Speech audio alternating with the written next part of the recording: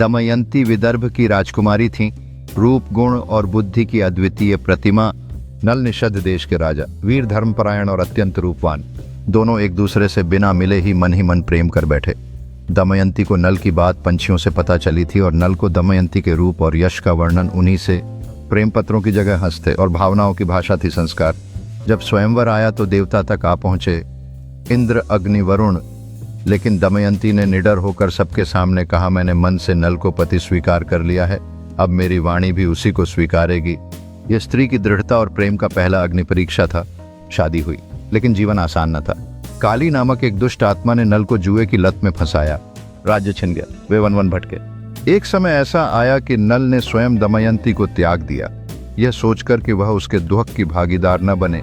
दमयंती टूटी नहीं, वह एकलव्य की तरह अपनी हिम्मत से खड़ी हुई माता पिता के पास लौटी और फिर कुशल बुद्धि से अपने खोए हुए पति की खोज शुरू की। वह जानती थी, जिसने प्रेम से मेरा हाथ थामा था वह खो नहीं सकता, वह बस भटका है। आखिरकार वर्षों बाद नल और दमयंती फिर से मिले और इस बार वे केवल प्रेमी या पति पत्नी नहीं थे, बल्कि प्रेम की परीक्षा में सफल दो तपस्वी थे। सीख, प्रेम केवल सुख का नाम नहीं, वह संघर्ष की अग्नि में तपकर और भी उज्जवल होता है। सच्चा प्रेम कभी थकता नहीं, वह राह तकता है और पुनर्मिलन तक जीवित रहता है। कई कठिनाइयां और संघर्ष प्रेम की परीक्षा लेते हैं, लेकिन प्रामाणिक प्रेम हर बूंद आंसू में ताकत पाता है।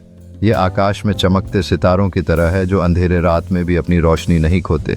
प्रेम की शक्ति वह है जो हर दूरी और समय के पार टिकती है।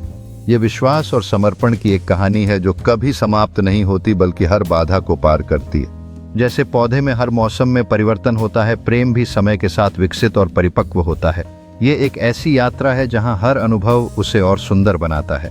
प्रेम का एक अनमोल पहलू यह है कि यह समय के साथ और अधिक गहरा होता है, जैसे पुरानी यादें जो हर दिन को खास बनाती हैं। सच्चा प्रेम हमेशा नए अध्याय लिखता है, चाहे उम्र कितनी भी क्यों न हो।